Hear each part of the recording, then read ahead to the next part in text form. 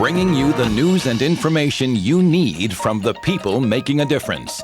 This is Comcast Newsmakers. Hi again, everyone. Welcome back to Comcast Newsmakers. I'm Maggie Skura. We're doing some special types of programming now as we head toward our elections in November. And we're trying to introduce you to the people and issues that are going to be on your ballot. And we travel for a moment to Los Altos Hills once again, where we meet one of the candidates for Town Council. This is Rich Larsen. Welcome, Rich. Hi, nice Maggie. to see you here. Thanks very much for having me. And as I understand it, this is your first try for elected public office. That's right. So what has moved you to make this decision? A lot of people are asking me that questions, and several people think I've lost my mind. But, Okay. Oh, I hope not. I think that it was an opportunity to serve. And my wife and I have lived in this community in Los Altos Hills for over 20 years now, and we love this place. And so I'd like to do my part as a steward of Los Altos Hills for the future and for the quality of life in Los Altos Hills. So that's really where I'm running. It's a sense of community service. I think there's also a good question as to why was I invited to run. I was invited actually by the city mayor, Jean Mordeau, to run for Town Council, and I think it was because I was the leader of the West Loyola Neighborhood Annexation Project. We worked for several years to annex our neighborhood into Los Altos Hills, and we were successful in bringing that together. And now I'm one of the leaders of the West Loyola Neighborhood Sewer District, and this has been a major project to bring sewer to our community, and had to do several things. For instance, we went actually to the waste treatment plant in Palo Alto and helped bring incremental sewer rights to the Los Altos sewer basin. So it was a real win for the community, real win for our neighborhood as well.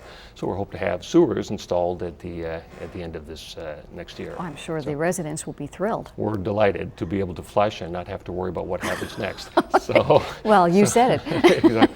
But I think through the whole approach, we followed the rules. I worked closely with the town council, worked closely with the town staff, and I just used a balanced approach in working through the process, and I think really that's the essence of what I bring to Los Altos Hills is a balanced leadership approach to the town.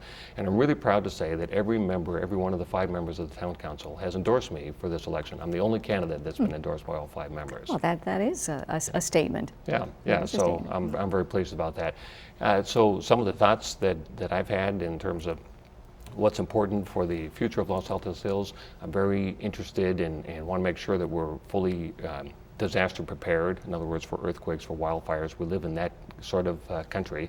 And so there are several great programs in Los Altos Hills, and I just want to make sure that we extend those. Our community emergency response training program, things like our wood chipping program to get dead wood off the properties so that you remove the fuel from from potential wildfires. I think that's really important. I'm also very excited about what's happening in the alternate energy programs. Yeah, you were mentioning the partnerships that you're hoping to Exactly. forge between the large companies and the folks. Exactly right. Los Altos Hills has a lot of large homes. We don't have a lot of homes, but we have the ones that we do have are very large. And I think we have a real opportunity to be a per capita leader in the state to follow the Million Roof Solar Initiative. So by working in partnership with PG&E and with some of the industry leaders like Solar City, for instance, in terms of making it easy for residents to put solar on their home. I think that's a win for the state. It's a win for Los Altos Hills. It's a great way to develop solar energy, alternate energy programs. So there's other things I'm interested in. Water conservation is probably going to be a big issue in this next year, depending on how wet the season is, of course. As I mentioned already, I'm somewhat of an expert on infrastructure, sewer, utilities, and so forth. And for better or for worse, I'm an expert in that area. I'm also very interested in our Parks and Rec program. Los Altos Hills has a great Parks and Rec program.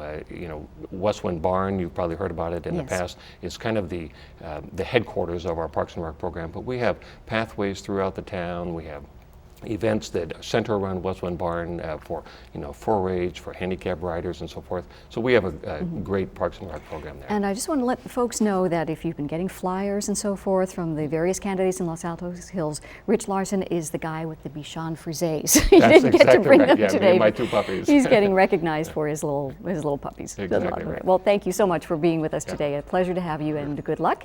And we will have more for you on Comcast Newsmakers. Thanks for joining us.